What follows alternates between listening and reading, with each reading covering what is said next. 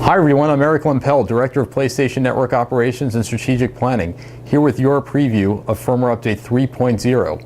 As you may know, this firmware was recently announced in Gamescom. Let's take an in-depth look at the features. So the first thing you'll see when you come online is that the XMB has been slightly redesigned. We've added a lot of things to make it easier for you to understand where you are on the XMB and what some of the different functions do. And we've actually replaced the info board with something completely new called What's New. So let's go over there and take a look. So I'm going to go over to the PlayStation Network icon on the cross media bar, and this is where this will be located. And this will actually come up as the first thing when you start up your PS3. And we're going to populate this with new information on a regular basis. So as you can see today, I've got lots of information from the world of PlayStation. There's information from the PlayStation Store, from PlayStation Home. We've got a section for Pulse. We're talking about PSP Go, Little Big Planet Game of the Year. There's a lot we can do with this. So for example, with Little Big Planet, if I click on this, we're going to go over to the official game site on the web browser for this game. If I were to click on the PlayStation Store icon, we'll go directly to the store.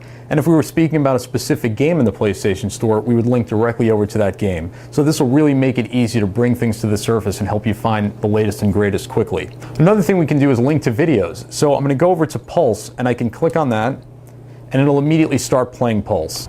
On this edition of Pulse, another great feature of the What's New section is to easily navigate to the last games you were playing. So once you start playing games on disc or games you've purchased through PlayStation Network, they'll be on the What's New section, and you can click over to them and immediately launch into those games. So it's really easy if you were playing a game last night and came back the next day, those games will be right here so you can jump right back into the action. So another thing you can do is go over to the game section, and we've actually added the PlayStation Store icon here as well. So this will take you directly to the game store and the latest and greatest there. So as you can see here, we've got a bunch of different items highlighting what's new in the PlayStation Store and just other games in general. And if you click on any of these games, you'll link directly to their official game sites or their section in the PlayStation Store. And we've done the same thing for the video icon. So this makes it easy to get over to the video section of the PlayStation Store. And again, if you click on this, we'll be highlighting some of our newest releases available for rental and purchase, and you can link directly to those items to check them out. Another thing you'll notice is that there's some more animation behind the scenes on the XMB. As you can see, there are these sparkles kind of bouncing around in the background. And again, if you don't like the new look of the XMB, the old classic look is available, and you can change that in the theme section. The next thing you'll immediately notice is in the upper right-hand corner of the screen. So if you take a look up there, if you see Kratos, that's my current avatar.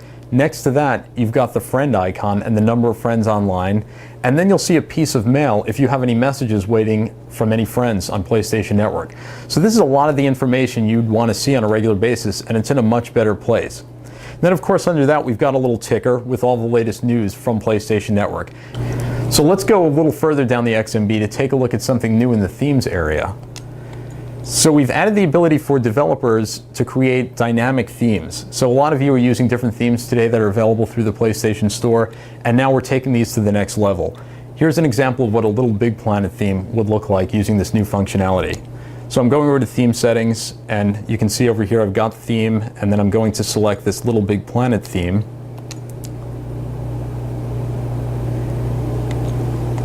And this is what this would look like. So as you can see, it's completely dynamic. Everything's moving.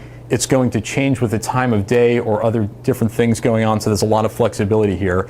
You're going to see a lot of these coming out in the next few months, and they'll be available on the PlayStation Store. Now, of course, all the themes you have today from the past will work as well, and these are just new options available to you.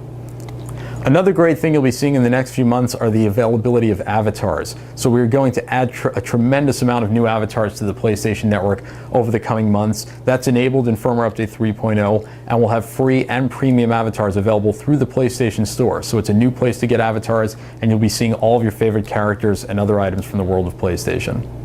So we hope you enjoy this early look at Firmware Update 3.0. We'll be rolling this out soon, and as always, we look forward to your feedback.